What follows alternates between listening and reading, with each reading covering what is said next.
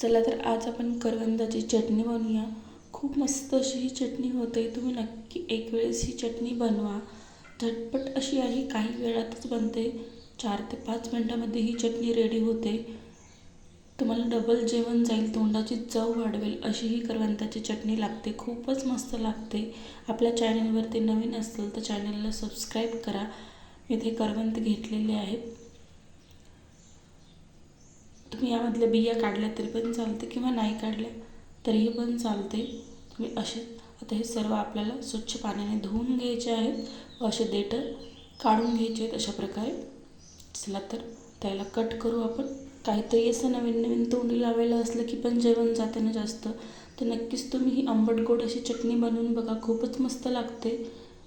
मी इथे अशा आपल्याला दोन फोडी करून घ्यायच्या आहेत। मधून बघू शकता थोड्याशा अशा गव्हासारख्या छोटे छोटे यामध्ये तांदळासारख्या बिया असतात, ते बिया आपल्याला काढून घ्यायच्या आहे। नाही काढल्या तरी पण चालते, पण शक्यतो काढून घ्यायच्या आहे बिया।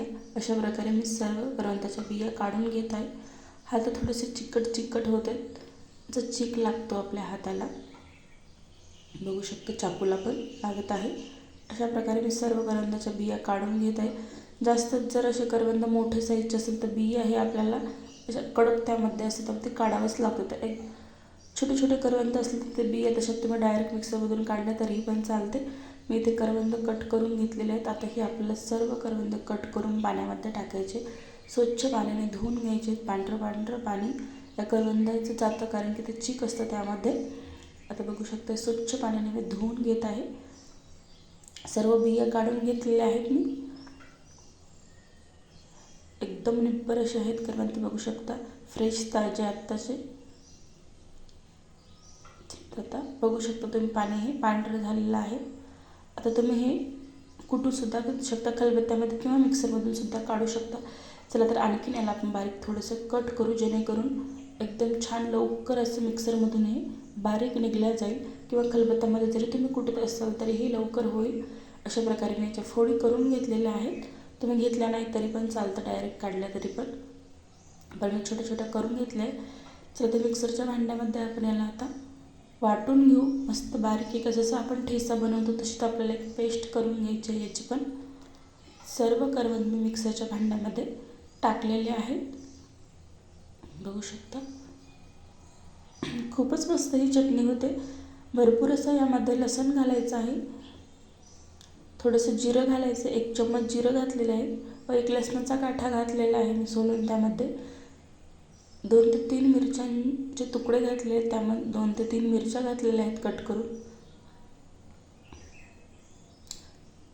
कढीपत्त्याची पानं घातलेली आहेत 7 ते 8, थोडीशी कोथिंबीर घातली आहेत व कोथिंबीरचे देठ पण घातलेले आहेत मी यामध्ये।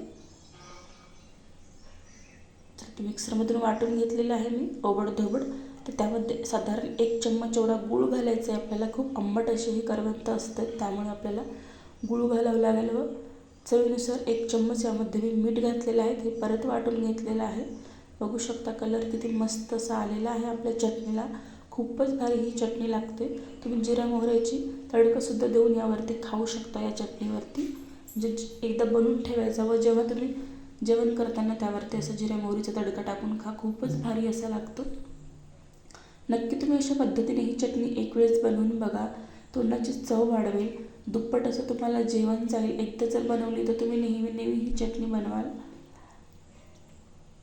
चला तर अशाच नवीन नवीन रेसिपी बघण्यासाठी आपल्या चॅनलला सबस्क्राईब करा। अशाच नवीन नवीन रेसिपी तुम्हाला बघायला मिळतील, साध्या सोप्या व पौष्टिक रेसिपी घरगुती। व्हिडिओ आवडला असेल तर एक लाईक करा, चॅनलला सबस्क्राईब करा। रेसिपी कशी वाटली कमेंटद्वारे नक्की कळवा।